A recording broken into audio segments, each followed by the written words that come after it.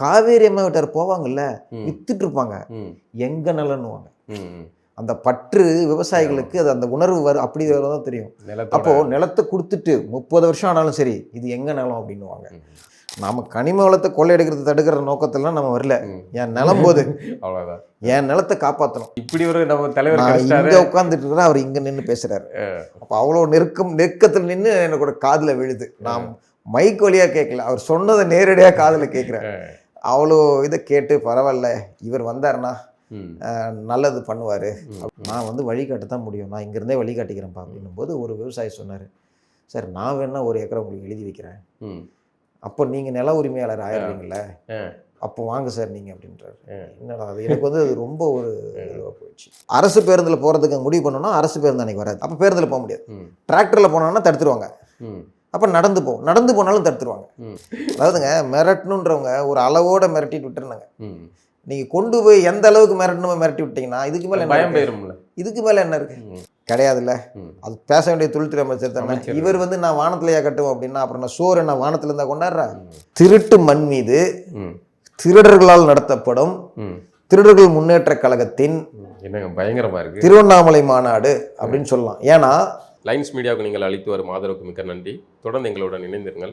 Like பண்ணுங்க, subscribe பண்ணுங்க, நண்பர்களுக்கு பகிருங்கள். நாம் இணைந்து பயணிப்போம். வணக்கம் நண்பர்களே. இன்னைக்கு நம்ம கூட அரசியல் ரீதியாக உரையாடுறதுக்காக இணைந்திருப்பவர் தமிழ்நாட்டின் வரலாற்றில் விவசாயிகள் போராடி அந்த போராடியதற்காக குண்டாஸில் கைது செய்யப்பட்ட ஒரு விவசாயி நம்ம முன்னாடி உட்காந்துருக்காரு. அவர் ஆளை பார்த்தா விவசாயி மாதிரில அவர் ஒரு சாஃப்ட்வேர் தொழிலாளியும் கூட. ஆனால் விவசாயம் பிடித்து போய் அதுக்குள்ளே வந்ததுனால இன்றைக்கு அவர் குண்டாஸில் கைது செய்யப்பட்டு அந்த அடையாளத்தோடு வெளியே சுற்றுறக்கூடிய ஒரு விவசாயியாக இருக்கார். அவர் பேர் அருள் ஆறுமுகம். வாங்க இன்றைக்கி நம்ம அவர் கூட உரையாடுவோம். வணக்கம் அருள் ஆறுமுகம். 2018 8 வழி சாலைக்கான போராட்டத்தை ஒட்டி நீங்கள் என்கிட்ட பேசுனீங்கன்னு நினைக்கிறேன். அப்போ பின்னாடி வந்து நான் ஏதோ வழக்கமான ஒரு வாசகர் ஃபோன் பண்ணி கேட்குறாரு, அந்த போராட்டத்துக்கு என்னை கூப்பிட்டுருந்தீங்க, நான் மீடியாக்காரனாக வர முடியாது அப்படிங்கிற மாதிரி சொல்லியிருந்தேன். அப்படி ஒரு போராட்டத்தை ஒட்டி நம்மளுடைய உரையாடல் ஆரம்பிச்சது. இன்னைக்கு பின்னாடி நீங்கள் இப்படி வந்து ஒரு விவசாயி போராட்டத்துக்காக நிலங்களை கைப்பற்றதுக்கு எதிராக நடந்த போராட்டத்தில் அது வந்து குண்டாஸுக்குள்ளே போய் கைதாகிற அளவுக்கு போய் நான் உங்களுக்காக எல்லாம் கார்ட்டூன்லாம் போட்டிருக்கேன். ஆனால் நீங்கள் தான் அப்படின்னு எனக்கு தெரியாது. சரி சரி, அந்த விவசாயி நீங்கள் தான் அப்படிங்கிறது தெரியாது. ஆனால் அந்த சமயத்தில் ஒரு விவசாயியை குண்டாஸில் கைது பண்ணுற அளவுக்கு விவசாயி அவ்வளோ பெரிய ஆபத்தான சக்தியாக மாறிட்டாருங்க அப்படிங்கிறத கார்ட்டூனில் வரைஞ்சிருக்கேன். நம்ம அருள் ஆறுமுகம் யாருங்கிறதுல இருந்து ஆரம்பித்து போயிடும். அருள் ஆறுமுகங்கிறவர் வந்து அடிப்படையில் விவசாய குடும்பம். எனக்கு விவசாயம் செய்கிறது ரொம்ப பிடிக்கும். என்னதான் விவசாயம் செஞ்சாலும் பெற்றோர்களுக்குன்னு ஒரு கனவு இருக்கும், பிள்ளைங்களை இப்படி ஆக்கணும் அப்படி ஆக்கணும்னு சொல்லி. அதனால் என்னை வந்து சொத்து வித்தாவது படிக்க வச்சு ஒரு வெளிநாடு போகக்கூடிய படிப்பு படிக்க வைக்கணுன்றதுக்காக என்னை வந்து எங்கள் அப்பா சொத்தை விற்று படிக்க வச்சார். என்ன படிச்சு? 1.5 ஏக்கர் MCA MBA படிச்சிருக்கேன் நான். நான் வந்து மென்பொருள் நிறுவனத்தில் வேலை செஞ்சுட்டு இருந்தேன். அதான் உங்களுடைய ஊர்? என்னுடைய ஊர் வந்து கிருஷ்ணகிரி திருவண்ணாமலை மாவட்டத்தினுடைய எல்லையில் இருக்கக்கூடிய ஊர் அத்திப்பாடிங்கிற ஒரு கிராமம். என்னோடய நிலம்லாம் வந்து திருவண்ணாமலை மாவட்டத்துலேயும் எங்களுடைய முகவரி மட்டும் வந்து கிருஷ்ணகிரி இதுலேயும் இருக்கும். அந்த இடத்துல இருக்குது. என்னுடைய அப்பாவுடைய கனவு வந்து பையன் இப்படி போகணுன்றதுக்காக சொத்தை விற்று படிக்க வச்சார். நானும் அந்த மாதிரி வேலைக்கு போனேன். வேலைக்கு போய் அவருடைய கனவை நிறைவேற்றும்படி நான் வந்து வெளிநாடுகளுக்கெல்லாம் போனேன். ஆனாலும் என்னுடைய ஈர்ப்பு, என்னுடைய கவனம் எல்லாமே விவசாயத்தை நோக்கி தான் இருக்கும். இல்லை பொதுவாக வந்து அதுவும் இந்த மாதிரியான படிப்பு படிக்கிறீங்கன்னா விளையாடு போகிறோம், நிறைய சம்பாதிக்கிறோம், அந்த மாதிரி தானே ஒரு நகர்வு நோக்கி போவீங்க. தெரியல, ஒருத்தருக்கு ஒரு ஆர்வம். என்னுடைய ஆர்வம் வந்து எனக்கு இந்த விவசாயம் பண்ணுறது பிடிக்கும். ஆனால் ஏன் முழுமையாக விவசாயத்தில் இருக்க முடியல அப்படின்னா, நம்ம விவசாயத்தை அந்த மாதிரி வச்சுருக்குறாங்க. நியாயமாக கேட்டால் நான் முழு நேரமும் விவசாயியாக தான் இருந்திருக்கணும். ஆனால் அதில் பண்ணோன்னா நம்ம முன்னேற முடியாது, நம்ம வளர முடியாது அப்படிங்கிற கட்டத்துக்கு ஆட்சியாளர்கள் வந்து வச்சிருக்கிறாங்க. விவசாயிகள் என்றைக்கும் கையேந்துக்கக்கூடிய நிலைமையில் வச்சுருக்கணும்னு. இப்போ அதனால் நான் படித்த படிப்புக்கான வேலையை செய்யணும் அப்படிங்கிற இதில் ஒரு 15 வருஷத்துக்கு மேலே நான் வந்து அதில் வேலை செஞ்சுட்டு இருந்தேன். அப்படி வேலை செஞ்சுட்டு இருக்கும்போது தான் இந்த 2018 8 வழிச்சாலையை அறிவிக்கும் பொழுது தான் வந்து நமக்கு இன்னும் அந்த நிலத்தை இருந்தீங்க. அப்போ நான் வந்து இதில் பெங்களூரில் இன்ஃபோசிஸில் வேலை செஞ்சுட்ருக்கேன். நான் ஆர்கிடெக்டாக அங்கே வேலை செஞ்சுட்டு நீங்கள் ஊரில் எங்கே என்ன படிச்சீங்க, எந்த பள்ளிக்கூடத்தில் படிச்சீங்க? நான் அரூரில் படித்தேன். பக்கத்தில் அதாவது 10வது வரைக்கும் வந்து கிறிஸ்டியன் ஸ்கூல்லையும் 11 12 அரசு பள்ளியில் தான் படித்தேன். அடுத்தது டிகிரி வந்து வாணியம்பாடி இஸ்லாமிய கல்லூரிலையும், பிஜி எம்சிஏ வந்து நாமக்கல் பழனிஜி பெரியசாமியுடைய கல்லூரியில் படித்தேன். படித்தோம், கஷ்டப்பட்டு வேலை வாங்கி வேலை போயிட்டோம். வேலை செஞ்சுட்டு இருக்கும் பொழுது இந்த 8 வழிச்சாலை அறிவிக்கும் பொழுது நம்ம நிலம் வழியாக அதில் போகுதுன்னும் போது அது ரொம்ப ஒரு நெருடலாக எனக்கு ரொம்ப வருத்தமாக இருந்தது. இப்படி அதாவது எப்படி வந்து விவசாயிகளுக்கு வந்து நிலத்தின் மீது பற்றுன்னு சொல்கிறேன்னா, ஒவ்வொரு நிலத்துக்கும் ஒரு வயலுக்கும் ஒரு பேர் வைப்பாங்க. பனமரத்து கழனி, பாறை கழனி, பழனி விட்டது, காவேரி அம்மா விடுது. இந்த நிலத்தை காவேரி அம்மா கிட்ட வாங்கியிருப்போம். ஆனால் என்னோட நிலமா இருக்கும். ஆனால் சொல்லும் போது காவேரி அம்மா வீட்டு நிலம் தான் சொல்லுவோம். காவேரி அம்மா வீட்டார் போவாங்கல்ல, வித்துட்டு இருப்பாங்க, எங்க நிலன்னுவாங்க. அந்த பற்று விவசாயிகளுக்கு அது அந்த உணர்வு அப்படி தான் தெரியும். அப்போ நிலத்தை கொடுத்துட்டு 30 வருஷம் ஆனாலும் சரி, இது எங்க நிலம் அப்படின்னுவாங்க. அந்த மாதிரி மக்களுக்கு வந்து அந்த பற்றுன்றது வந்து இருக்கும். எனக்கும் அந்த மாதிரியான ஒரு பற்று தான். இந்த நிலத்தை அழிக்க போகிறாங்களே, அப்படி ஏதாவது அப்படி தேசப்பற்று, தேசத்துக்காக மிகப்பெரிய ஒரு திட்டம் அப்படின்னாலும் பரவாயில்ல. அப்படி ஒன்றும் கிடையாது. சேலத்துக்கு மிக அத்தியாவசியமானது. சேலத்துக்கு சென்னைக்கு பல 3-4 வழி இருக்குது. இவங்க திட்டம் போட்டிருக்கிற அதே இடத்துல மாநில நெடுஞ்சாலையும் இருக்குது. வேணும்னா அதை கொஞ்சம் விரிவாகம் பண்ணிட்டு போயிட்டே இருக்கலாம். அப்படி விரிவாகம் பண்ண வேண்டிய தேவை கூட இல்லை. ஏன் தேவையில்லைன்னா, ஏற்கனவே அந்த ஆத்தூர் வழியாக போகக்கூடிய சாலை வந்து 4 வழிச்சாலைக்கு வந்து சுங்க வரி வசூல் பண்ணிக்கிட்டு, இன்னும் 2 வழிச்சாலையாகவும் 4 வழிச்சாலையாகவும் பல நேரத்தில் விபத்துகள் நடந்துகிட்டு இருக்குது. அப்போ அதையெல்லாம் வந்து நீங்கள் விரிவுபடுத்தி கொண்டு போகலாம். ஆனால் அதை விட்டுட்டு இவங்க இதை கொண்டு வர்றது வந்து முழுக்க இது வந்து கனிம வளங்களை கொள்ளையடிக்கிறதுக்கு அப்படிங்கிறது. நாம் கனிம வளத்தை கொள்ளையடிக்கிறது தடுக்கிற நோக்கத்திலாம் நம்ம வரல. என் நிலம் போது அவ்வளோதான், என் நிலத்தை காப்பாற்றணும். அப்போ நான் நிறைய பேர்கிட்ட விசாரிக்கிறேன், இது என்ன பண்ணலாம் அப்படின்னு விசாரிக்கும் பொழுது மக்கள் போராட்டம் தான், நீங்கள் நீதிமன்றத்தில் போனாலும் ஜெயிக்க முடியாது அப்படின்ற அளவுக்குலாம் சொல்கிறாங்க. அப்போ மக்கள் போராட்டம்லாம் என்னன்றதை விசாரிக்கிறோம். உங்களுக்கு அதுக்கு முன்னாடி வரைக்கும் இந்த விஷயங்கள் எதுவுமே தெரியாது பெருசாக. எனக்கு வந்து லஞ்சம் கொடுக்கக்கூடாது அப்படிங்கிறதுல நான் கொஞ்சம் இருப்பேன். மற்றபடி வந்து போராட்டங்கள் அந்த மாதிரிலாம் நான் பண்ணதில்லை. அப்போது சொல்கிறாங்க, நீங்கள் மக்களெல்லாம் சேர்ந்து போராடணும் அப்படின்னு சொல்லி சொல்கிறாங்க. அப்போ ஒரு சில இயக்கங்கள், கட்சிகள்லாம் போராடிட்டு இருக்குது. நான் அவங்களோட போய் பார்க்குறேன். அப்படி போய் பார்க்கும் பொழுது மக்களுக்கு வந்து விவசாயிகளை வந்து பெருசாக அவங்க பேசுகிறதுக்கு அனுமதிக்கிறது இல்லை, எதுவுமே இல்லை. அவங்க என்னைக்கா ஒரு நாளைக்கு சொல்லுவாங்க, நாங்கள் போவோம். அவங்க சொல்கிற வரைக்கும் நாங்கள் வீட்டில் இருப்போம்.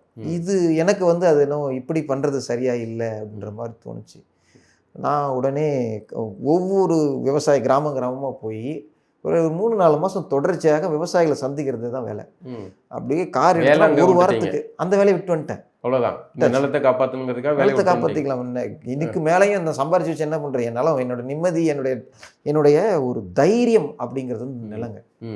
எனக்கு நான் எங்கே போய் வேலை செஞ்சாலும் எனக்குள்ளார இருக்கிற தைரியம், நீ வேலையை விட்டு அனுப்புனாலும் எனக்கு நான் வந்து நாளைக்கு பசியில் நான் சாக போகிறது இல்லை, என் நிலம் இருக்கு, நான் பொழைச்சிக்க முடியுன்ற அந்த ஒரு தைரியம் வந்து என்னை வந்து ரொம்ப இயல்பாக ஒரு அலுவலகத்தில் ஒரு மேலாளர்கிட்ட பேசும்போது கூட ரொம்ப பணிஞ்சு பேசினா தான் அந்த வேலை இருக்கும் அப்படின்ற மாதிரிலாம் என்னுடைய அணுகுமுறைக்கு சாதாரணமாக பேசிப்பேன்.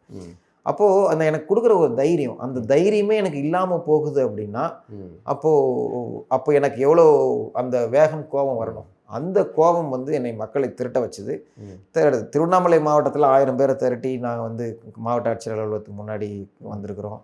தருமபுரி மாவட்டத்தில் கிட்டத்தட்ட 700-800 பேர் கூட்டு, சேலத்துலேயும் அந்த மாதிரி 1000 பேர் கூப்பிட்டுருக்குறோம். சேலத்திலிருந்து காஞ்சிபுரம் மாவட்டம் கிட்டத்தட்ட பாதி வரைக்கும் வந்து 8 வழிச்சாலையில் பாதிக்கப்பட்ட அனைத்து விவசாயிகளையுமே வந்து சந்திச்சிருக்காங்க.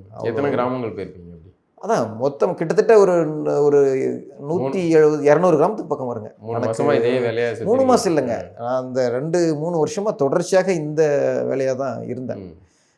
அப்போது எல்லா மக்களையும் திரட்டி நிறைய அந்த போலீஸ்லாம் கைது பண்ணாங்க, ஒரு பாட்டிலாம் கூட கையை தூக்கிட்டு. ஆமாங்க, முதல்ல நான்லாம் போராட்டத்துக்கு போகிறதுக்கு முன்னாடியே அந்த பாட்டிலாம் கைதாகிறாங்க.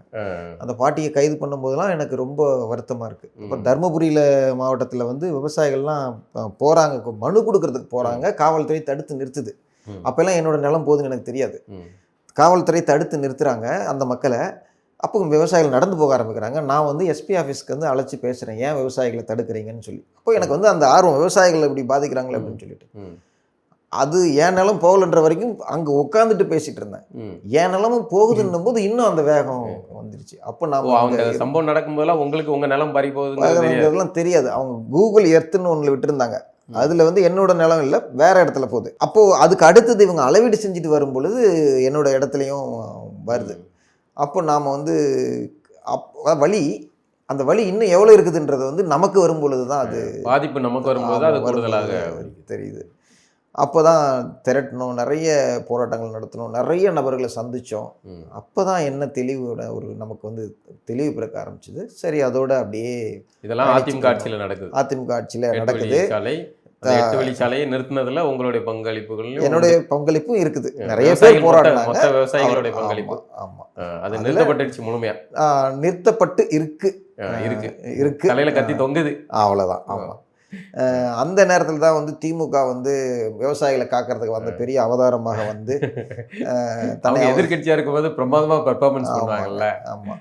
அப்போ வந்து விவசாயிகள் எல்லா போராடக்கூடிய அமைப்புகளையும் விவசாய சங்கங்களையும் அழைச்சி பெருந்துறையில் இப்போ இருக்கக்கூடிய தமிழக முதலமைச்சர் ஸ்டாலின் அவர்கள் வந்து ஒரு மாநாடு நடத்துகிறாரு. அந்த மாநாட்டில் அவருடைய மேடையில் நானும் பங்கெடுக்கிறேன். 8 வழிச்சாலை சம்பந்தமாக நானும் பங்கெடுக்கிறேன்.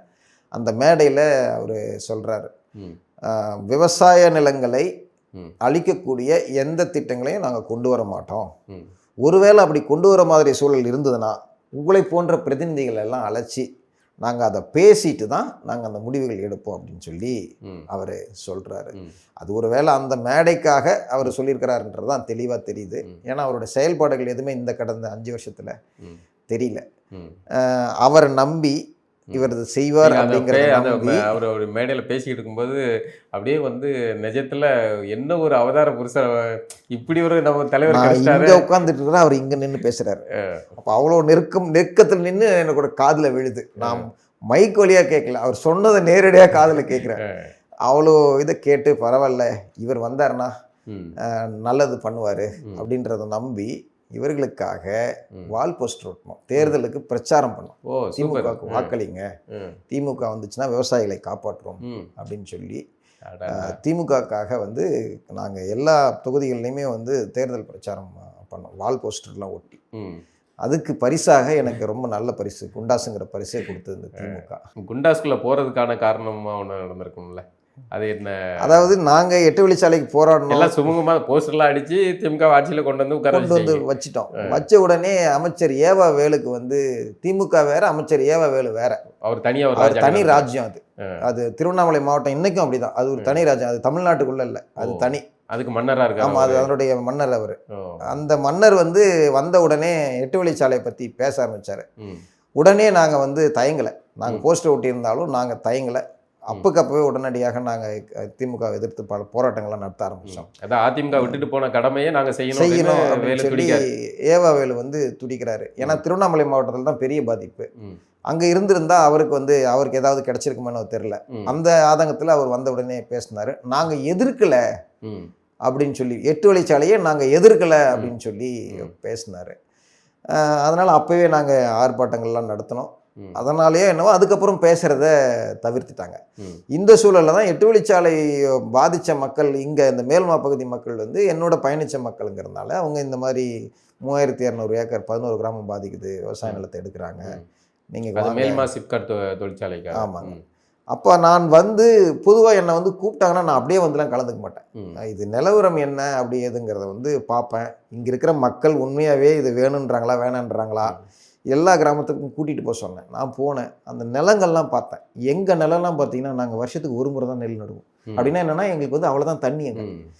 அதுக்கப்புறம்லாம் வந்து எங்களுக்கு மேட்டு பயிர் தான் பண்ண முடியும். ஆனால் இங்கே முப்போகம் நாங்களாம் வந்து மே மாதத்தில் வந்து எங்களுக்குலாம் தண்ணி பச்சை விளையிற நிலையத்தை வந்து மே மாதம் நெல் நட்டுட்டு இருப்பாங்க. அந்த மாதிரி ஒரு இடத்த வந்து இவங்க சிப்காட்டுக்கு எடுக்கிறாங்கன்னும் போது அது இன்னும் ரொம்ப வருத்தமாக இருந்துச்சு. அங்கேருந்த மக்கள் எல்லாருமே வந்து இது எங்கள் வாழ்வாதாரம், அதனால் இதை வந்து விடக்கூடாது அப்படிங்கிறதுல தெளிவாக இருந்தாங்க. ஆனால் அவங்களுக்கு என்ன ஆற்றாமை, என்ன செய்கிறதுங்கிறது தெரியல.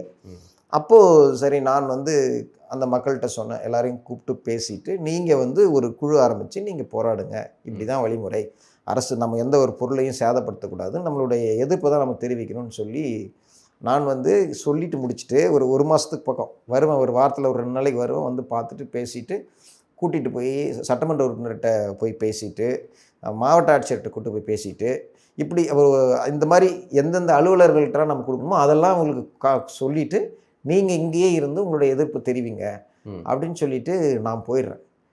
ஆனால் அந்த மக்கள் வந்து அந்த எங்கே விட்டுட்டு போகணுமோ அங்கேயே நின்றுடுறாங்க. அவங்களால அடுத்தது நகர முடியல. அப்போ வந்து என்ன சொல்கிறாங்க, எப்பா பாதிக்கிறவங்க தலைமையில் தான் போராடணும், நான் வந்து வழிகாட்ட தான் முடியும், நான் இங்கேருந்தே வழிகாட்டிக்கிறேன்ப்பா அப்படின்னும் போது ஒரு விவசாயி சொன்னார், சார் நான் வேணா 1 ஏக்கரை உங்களுக்கு எழுதி வைக்கிறேன், அப்போ நீங்கள் நில உரிமையாளர் ஆயிடுவீங்கள, அப்போ வாங்க சார் நீங்கள் அப்படின்றாரு.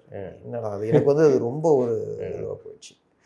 ஒருத்தர் வந்து நான் நிலம் எழுதி வைக்கிறேன்றாங்கன்னா அது எவ்வளோ ஒரு இது.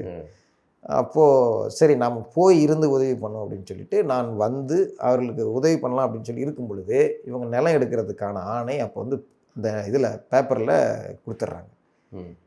ஏற்கனவே மாவட்ட ஆட்சியர்கிட்ட கொடுத்துருக்குறோம், இதெல்லாம் முப்போகம் விளையக்கூடிய இடம், அரசனுடைய பதிவேட்டில் எல்லாமே வந்து புஞ்சை நிலம்னு இருக்குது. ஆனால் இது நஞ்சை நிலம். இந்த நஞ்சை நிலம்ங்கிறதுனா கடந்த 50 ஆண்டுகளாக வந்து மக்கள் வந்து பல்வேறு இந்த வளர்ச்சியின் காரணமாக எல்லாம் நிரவி கிணறு வெட்டி தண்ணி எல்லாமே பாயக்கூடிய அளவுக்கு வச்சிட்ருக்குறாங்க. அப்போ இது நஞ்சைங்க, ஆனால் நீங்கள் வந்து புஞ்சைன்னு வச்சுருக்கிறீங்க, அதை வச்சு கொடுத்துருக்கீங்கன்னா அவர் நான் வந்து அந்த முருகேஷ் ஐஏஎஸ் அப்படிங்கிறவர், அவர் வந்து ஏவாவேலனுடைய எடுபடி, அவர் ஐஏஎஸ்க்கெலாம் ஒரு தகுதி இல்லாத ஒரு நபர்னு வச்சுங்களேன். அந்த நபர் வந்து நான் ஒரு குழு அனுப்பி ஆய்வு பண்ணுறேன் அப்படின்னு சொல்கிறாரு. ஆனால் ஆய்வுலாம் எதுவும் பண்ணவே இல்லை, அவங்க நிலம் எடுக்கிறதுக்கான வேலையை பண்ணுறாங்க. அப்போ வந்து இது இப்படியே விட்டால் சரிப்படாது அப்படிங்கிறதுனால நாங்கள் வந்து ஒரு எல்லா விவசாயிகளும் கூப்பிட்டு நம்ம ஒரு காத்திருப்பு போராட்டம் நடத்துவோம் அப்படின்னு சொல்லி ஒரு தனியாருக்கான இடத்துல நாங்கள் ஒரு ஒரு கொட்டகை ஒன்று அமைச்சு எங்களுடைய போராட்டத்தை ஆரம்பிக்கிறோம். வட்டாட்சியர் அன்னைக்கே வராரு, நீங்கள் அனுமதி இல்லாமல் நடத்தக்கூடாதுன்றாரு. இது எங்கள் நிலங்க, எங்களுடைய எதிர்ப்பு நாங்கள் தெரிவிக்கணும், நாங்கள் ஏற்கனவே வந்து உங்கள்கிட்ட எல்லார்ட்டையுமே வந்து மனு கொடுத்துட்டோம், மனு கொடுத்து எங்களுடைய காரியம் நடக்கலைங்கிறதுனால எங்களுக்கு வேறு வழி கிடையாதுங்க, நாங்கள் நடத்துவோம், நீங்கள் உங்களுடைய நடவடிக்கை என்ன எடுத்துக்கோங்க அப்படின்றோம். அப்புறம் அவங்க எங்களை பேச்சுவார்த்தை கலைக்கிறாங்க, அழைச்சி சிப்காட்னா என்ன, சிப்காட்டு நிலம் எடுக்கிற ப்ரொசீஜர்லாம் என்ன அப்படின்றத சொல்லிட்டு இருக்கிறாங்க. வேலை வாய்ப்பு அதை அதெல்லாம் எல்லாம் சொல்லிட்டு இருந்தாங்க. நாங்கள் வந்து உங்ககிட்ட அதெல்லாம் கதைலாம் கேட்கறதுக்கு வரல, எங்கள் நிலத்தை தர முடியாது, இதை பற்றி எதனா பேசுறதுன்னா பேசுங்க அப்படின்றத தெளிவாக அந்த மக்கள் பேசுனாங்க. நான் கூட தான் இருந்தேன். அந்த மக்கள் தெளிவாக சொல்லிட்டாங்க. நாங்கள் வந்து பேச்சுவார்த்தை எப்படி மோப்பம் முடிச்சாங்க அவங்க? என்னதுங்க, நீங்கள் தான் வந்து இதுக்கெல்லாம் ஸ்கெட்ச் போடுறீங்க அப்படிங்கிற? இல்லை, நான் தான் அங்கே வந்து இருக்கிறேன் இல்லைங்களா, 8 வழிச்சாலையில் வந்து அங்கே வேலை செஞ்சுட்டு இருந்த காவல்துறை அலுவலர்களுக்கெல்லாம் தெரியும் இல்லைங்களா, அதனால் அவங்க இது பண்ணி எல்லாருமே எங்களை பேச்சுவார்த்தைக்கு அழைக்கிறாங்க. நாங்கள் போகிறோம், போயிட்டு தெளிவாக எங்கள் நிலத்தை தர முடியாதுன்னு சொல்லிட்டு வந்து எங்களுடைய இந்த போராட்டம் தொடருது. ஆனால் அவங்க வந்து அவங்க வேலையை நிறுத்தலை. அப்போ எங்களை வந்து இந்த விவசாயிகளை வந்து அழைக்கிறாங்க, நீங்கள் வாங்க, யார் யாரெல்லாம் ஆட்சேபனை கொடுத்தாங்களோ அந்த ஆட்சேபனை கொடுத்தவங்கள வந்து கூப்பிடுவாங்க, விசாரணைக்கு கூப்பிடுவாங்க.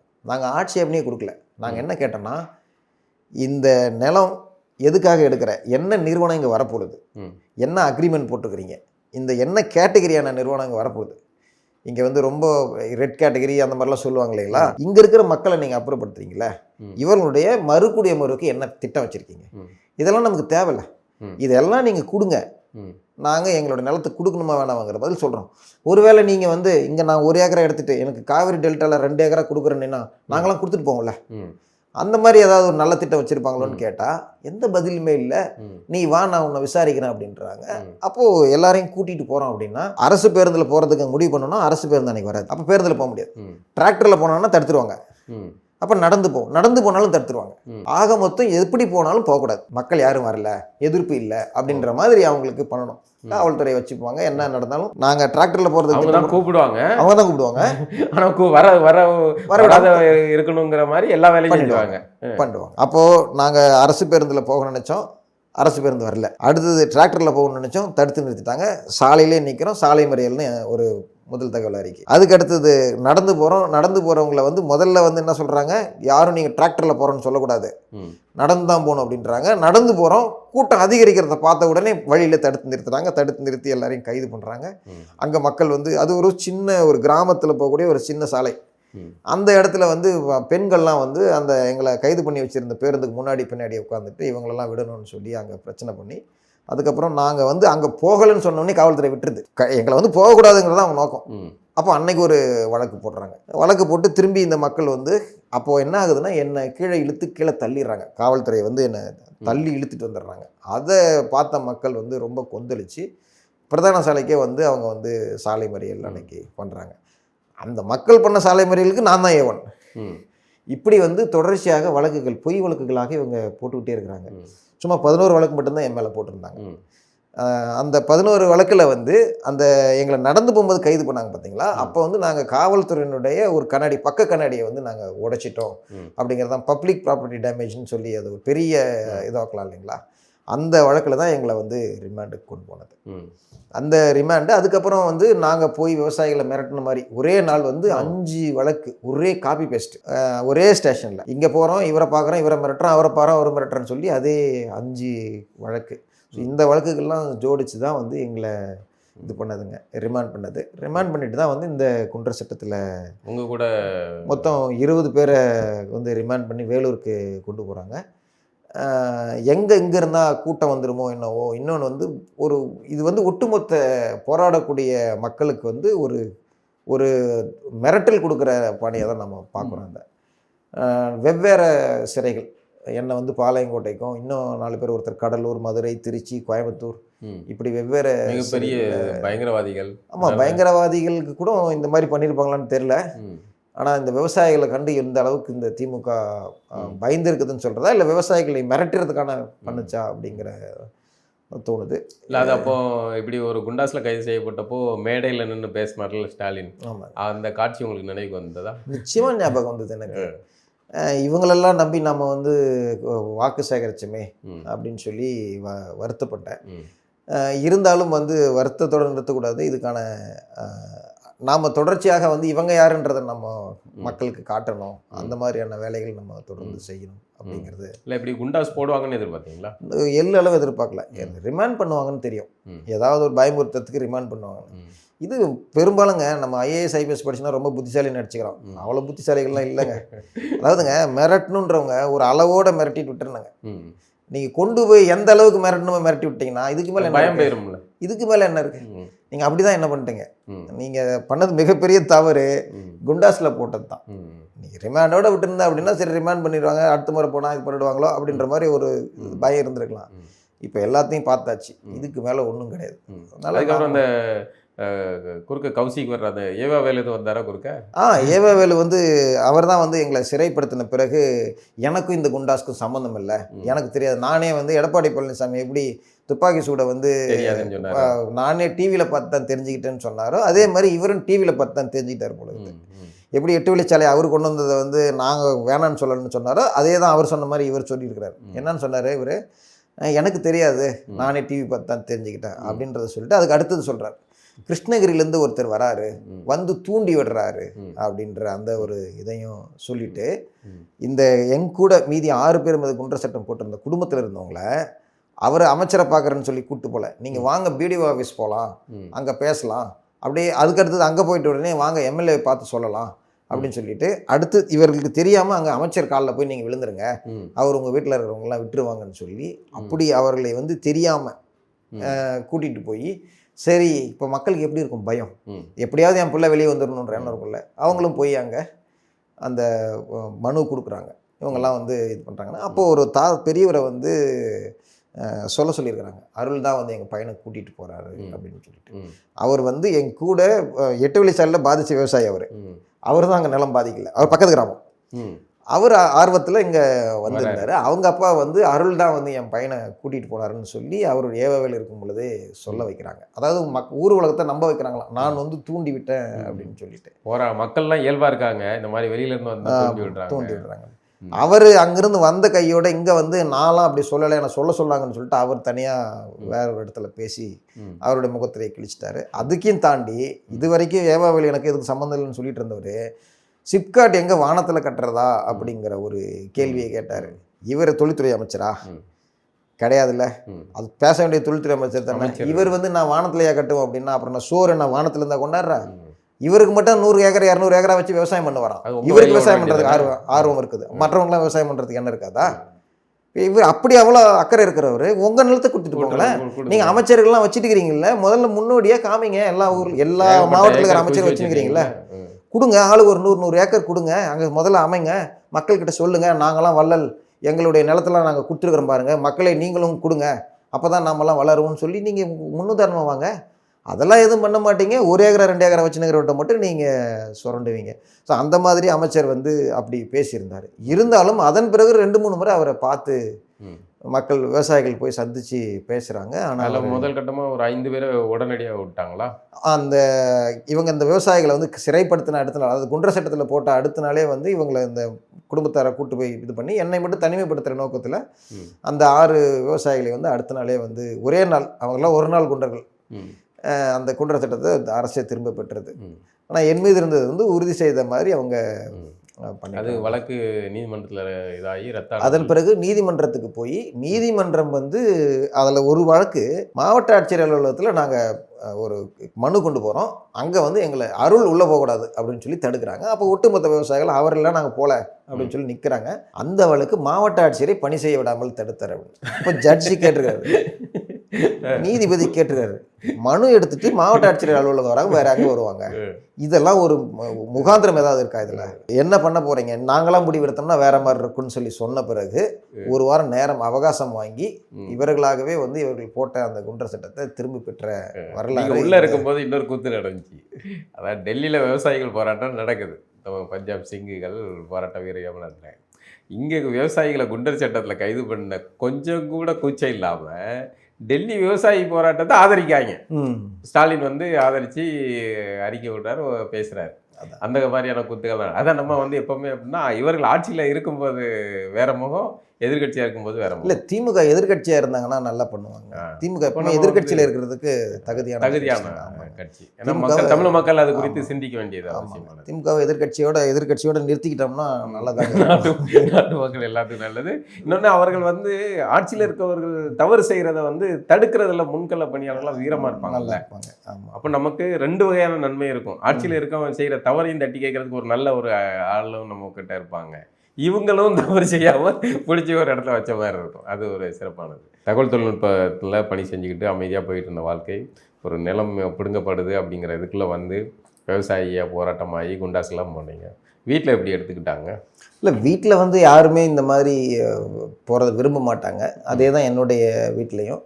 இருந்தாலும் வந்து நான் ஒரு என்ன சொல்கிறது, ஒரு 20% 30% நேரத்தை வந்து இதுக்கு ஒதுக்கிட்டு 70% நான் என்னுடைய குடும்பத்துக்காக ஒதுக்கி ஓரளவுக்கு அதை இதையும் சரி பண்ணி. பிள்ளைங்கள்லாம் வந்து என்ன சொல்கிறாங்க? பிள்ளைங்களும் வந்து அவர்களுக்கு அந்த அளவுக்கு நமக்கு அறிவுரை சொல்கிற அளவுக்கு இல்லை. அப்பா வீட்டிலே தான் இருங்களாப்பா அப்படின்ற மாதிரி சொல்லுவாங்க.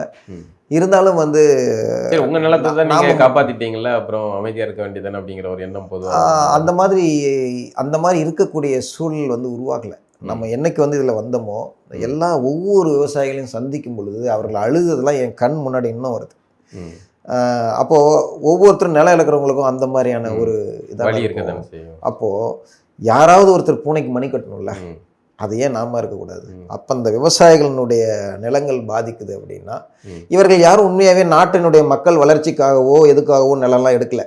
தெளிவாக தெரிகிறது.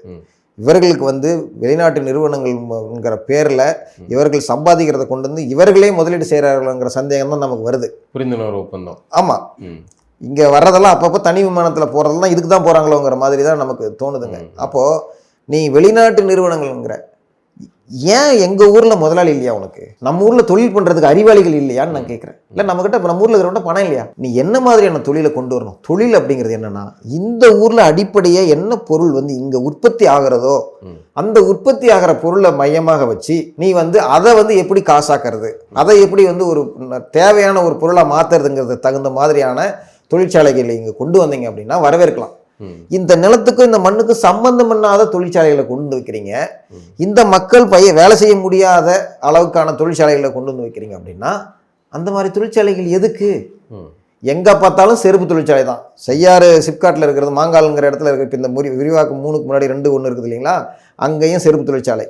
திண்டிவனத்தில் செருப்பு தொழிற்சாலை, சாமல்பட்டியில் செருப்பு தொழிற்சாலை. எங்கே பார்த்தாலும் இந்த தோல் தொழிற்சாலைகள் தான் கொண்டு வந்து வச்சுக்கிருக்கிறீங்க. நீங்கள் மக்களுக்கும் தேவையான ஒரு வேலையை இவர்கள் செய்கிறாங்கங்கிறதுக்கு வந்து ஒரு 100 தொழிற்சாலைகள் வருதுன்னா அதில் 2 தொழிற்சாலை கூட உருப்படியான தொழிற்சாலைகளாக இல்லை அப்படிங்கிற மாதிரி தான் இருக்குது. இப்போது இங்கே அடிப்படையிலே வந்து இவர்கள் தொழில் வளர்ச்சி அப்படிங்கிறதே வந்து இது திணிக்கப்படுகிறது மக்கள் மனசில். வந்து தொழில் வளர்ந்தால் தான் நாடு வளரும் அப்படிங்கிற மாதிரி நீங்கள் வேணால் வந்து பொருளாதார ரீதியாக நீங்கள் எதையாவது ஒரு போட்டு பெருசாக நாங்கள் வளர்ந்துட்டுன்னு காமிச்சிட்டு போகலாம். ஆனால் அடிப்படையில் மக்களினுடைய வாழ்வாதாரம், வளர்ச்சி, அவர்களுடைய இண்டிபெண்ட், அந்த தனிப்பட்ட முறையில் அவர்களுடைய தற்சார்பு வந்து வளர்கிற மாதிரி தெரியல. இல்லை இப்போ பார்த்தீங்கன்னா அடுத்தடுத்து நீங்கள் விவசாயிகள் இந்த மாதிரியான நிலங்களை எடுக்கிறோம், வளர்ச்சி திட்டத்தை தடுக்கிறதுக்கு அப்படியே தடுத்துக்கிட்டே இருந்தீங்கன்னா எப்படி தான் வளர முடியும் அப்படிங்கிற கேள்வி அவர்கள் முன்வை. இல்லைங்க, நான் ஒரு கேள்வி கேட்குறேங்க. இப்போ நாம் வந்து அதிகமான நெல் உற்பத்தி பண்ணுறோம், கரும்பு உற்பத்தி பண்ணுறோம். நீங்கள் ஏன் கரும்பு உற்பத்தி அதிகப்படுத்தி அங்கேருந்து அதிலேருந்து வரக்கூடிய பக்காசு அதெல்லாம் வச்சு நீங்கள் ஏன் கரண்ட் தயாரிக்கக்கூடாது? ஏன் நெல்லை வச்சு நீ ஏன் வந்து நெல்லில் என்ன வருதோ அதிலேருந்து வச்சு பண்ணக்கூடாது? உனக்கு இந்த நாட்டை வளர்த்துறதுக்கு என்ன தேவையோ அதை ஏன் இந்த நம்ம நிலத்தில் வளர்த்து எடுத்து பண்ணக்கூடாதுன்னு கேட்குறேன். நீங்கள் விவசாயத்தை அழிச்சிட்டு நான் வளர்ச்சி அப்படின்னா நான் காலை வெட்டிக்கிட்டு மேலே இன்னும் எதனாவது பிளாஸ்டிக் காலை வச்சுட்டோம்னா உயரமாக நிற்பேன். அது என்னுடைய உண்மையான கால நிகராக வருமா? அப்போது இதுதான் நீங்கள் வளர்ச்சின்னு சொல்லிட்டு இருக்கிறீங்க. நல்லா இருக்கிற காலை வெட்டிட்டு பிளாஸ்டிக் காலை உயரமாக வச்சுக்கிட்டு நாங்கள் வளர்ந்துட்டேன்னு சொல்லிட்டு திரிகிறீங்க. அது எத்தனை நாளைக்கு தாங்கும்?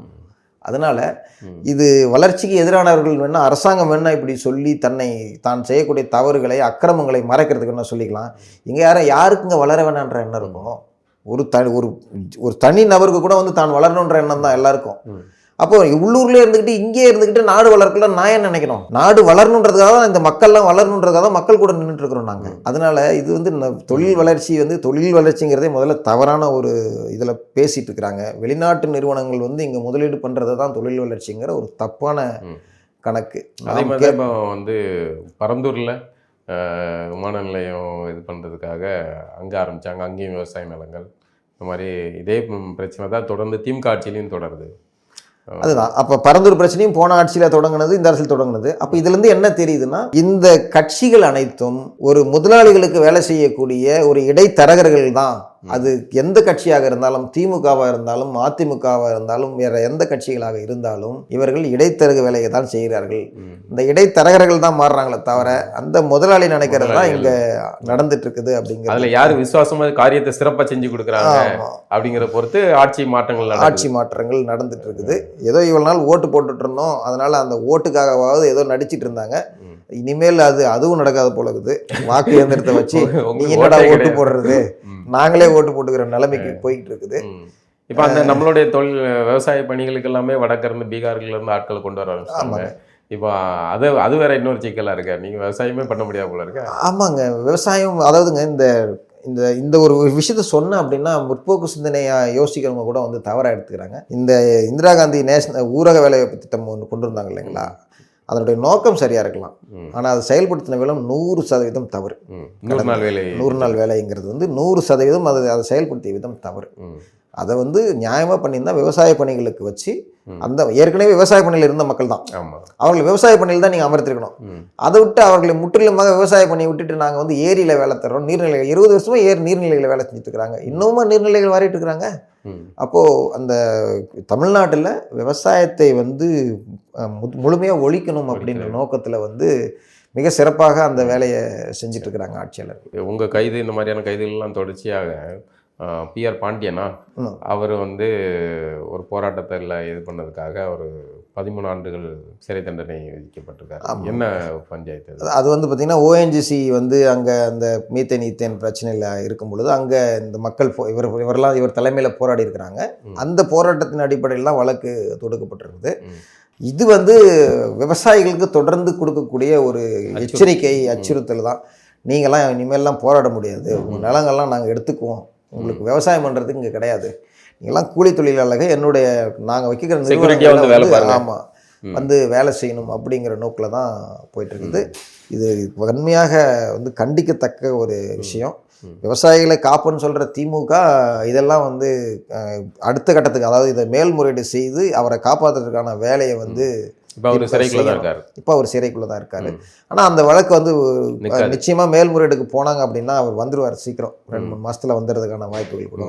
நீங்கள் ஒரு விவசாயியாக இந்த விஷயங்கள்லாம் முன்னெடுத்துக்கிட்டு இருக்கனால தமிழ்நாட்டு அரசியலில் இந்த விவசாயத்தை முன்னெடுக்கிறதுனாலே ஒரு அரசியல்வாதி வந்து எள்ளி நகையாடப்படுறார். அவர் சீமான் அவர்களை பார்த்துருப்பீங்க. அவர் வரிசையாக வந்து மாடுகள் மாநாடு, மரங்கள் மாநாடு அப்படின்னு இயற்கை சார்ந்த ஒரு விஷயங்கள் எல்லாம் முன்னெடுத்து பேசிக்கிட்டு இருக்கார். அரசு வேலை, விவசாயிகளுக்கான அரசு வேலை, மாடு மேய்ப்பது அரசு வேலை அப்படின்லாம் பண்ணிக்கிட்டு இருக்காரு. இந்த 2 முரண்பாடுகளை எப்படி பார்க்குறீங்க? இல்லை, இவங்க திமுக வந்து தொடர்ச்சியாக வந்து இவருக்கு மாற்றாக யாரும் வந்துடக்கூடாது அப்படிங்கிறதுக்காக இவர்கள் ஒரு அடியாட்கள் படை வச்சிருக்கிறாங்க. அது சமூக வலைதளமாக இருக்கட்டும், இல்லை நாங்கள் இந்த இன்டலெக்ஷன் சொல்லக்கூடிய சில நபர்களாக இருக்கட்டும், இதுக்காகவே நேர்ந்து விட்ட மாதிரி ஒரு மந்திரம் செஞ்சு வச்சிருக்கிறாங்க.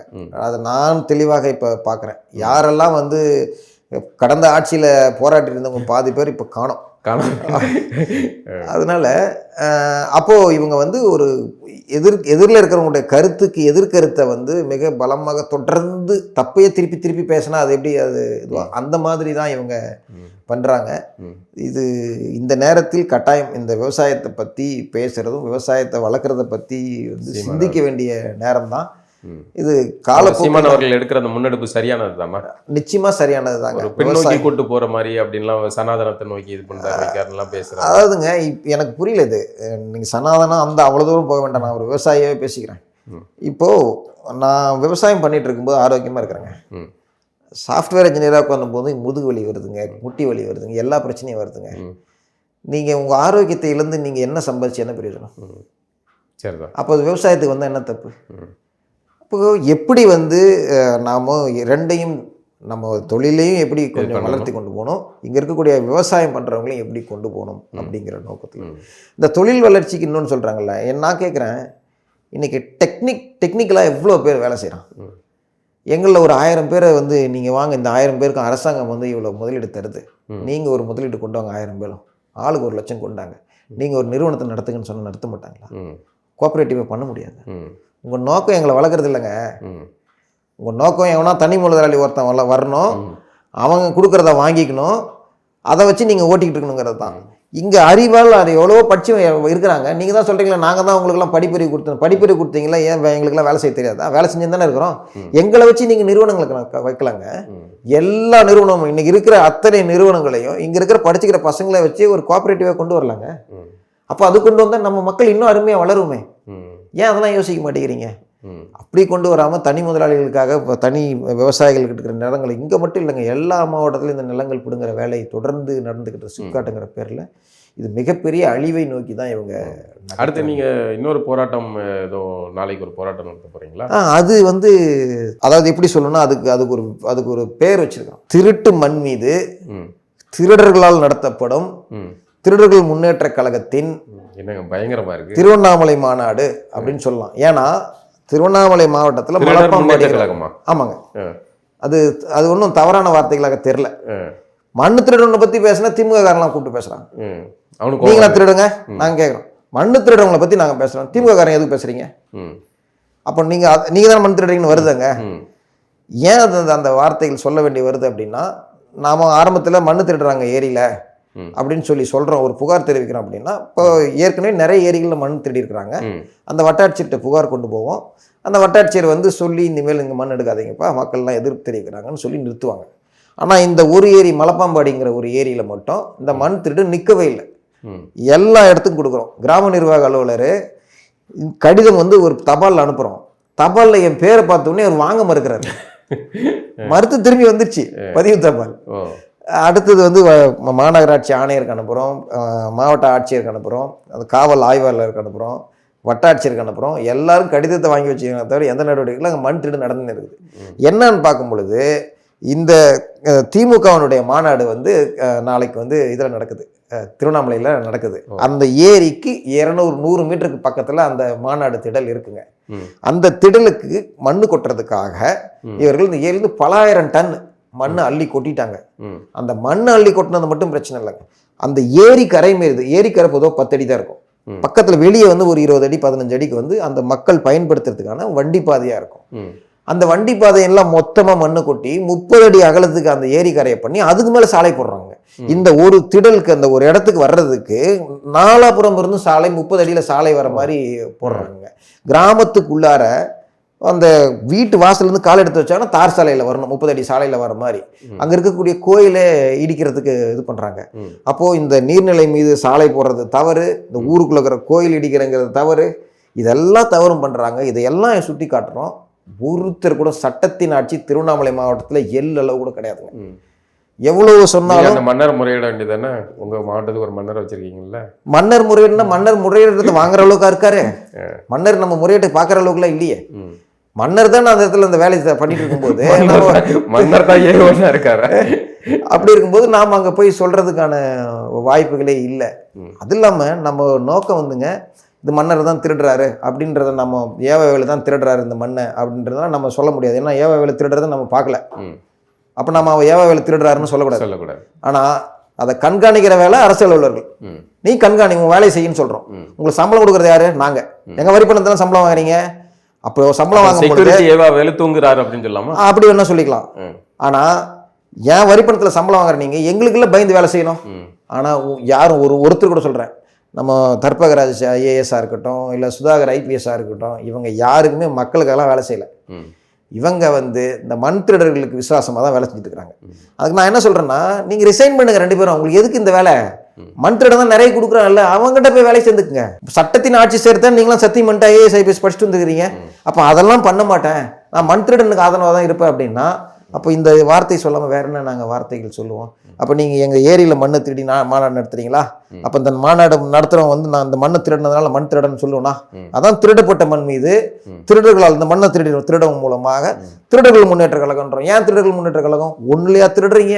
எதை எடுத்தாலும் திருடுறீங்க. அறப்போர் இயக்கம் எவ்வளோ சொல்கிறாங்க, இதை திருடுறாங்க அதை திருடுறாங்கன்னு சொல்லிட்டு. விவசாயிகளோட நெல் எடுத்துன்னு போய் ஒரு இடத்துல இன்னொரு இடத்துல திருடுறீங்க.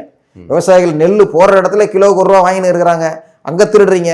அப்போ எல்லா இடத்துலையும் திருடின்னு தானே இருக்கிறீங்க. உங்களை திருடர்கள் முன்னேற்ற கழகம்னு சொல்கிறதுல என்ன தப்பு இருக்குது? அவர்கள் நடத்தக்கூடிய இந்த மாநாடு தான். இந்த மாநாடு இவ்வளோ மண்ணை திருடி நீங்கள் நடத்துகிறீங்க. அப்போது நாங்கள் எங்களுடைய எதிர்ப்பை நாங்கள் உங்ககிட்ட மனு கொடுத்தோம், நீங்கள் நடவடிக்கை எடுக்கல. அப்போது நாங்கள் எங்களுக்கான எதிர்ப்பை தெரிவிக்கணும்ல.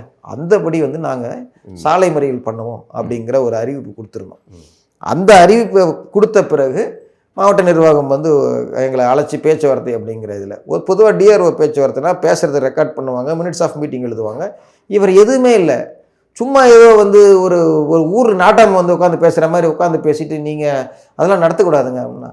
அப்படிலாம் எனக்கு சொல்லக்கூடாதுங்க, எங்கள் கோரிக்கை இருக்குது, இதெல்லாம் எழுதி கொடுங்க, எழுத்துப்பூர்வமாக நீங்கள் கொடுத்தீங்கன்னா நாங்கள் ஆர்ப்பாட்டம் நடத்த மாட்டோம், நாங்கள் சாலை மறியல் பண்ண மாட்டோம், இல்லைனா பண்ணுவோம், இல்லை ரிமாண்ட் பண்ணுறதுனா இங்கே பண்ணிக்க. நீ ஏற்கனவே நீங்கள் விவசாயிகள் மீது போராட்ட விவசாயிகள் குண்டர் சட்டம் போட்டது உங்களுக்கு ஒன்றும் புதுசு இல்லை, அதனால் பண்ணுறதுனா பண்ணிக்கோங்க, மண் திருடன் நீங்கள் போய் சேவை செய்யுங்க, எங்களை நீங்கள் எதிர்க்கிறவங்க பண்ணிக்கோங்க அப்படின்னு சொல்லிட்டு நாங்கள் வந்துட்டோம். எங்களுடைய ஆர்ப்பாட்டம் நிச்சயம் நாளைக்கு நடக்கும். ரொம்ப நன்றி.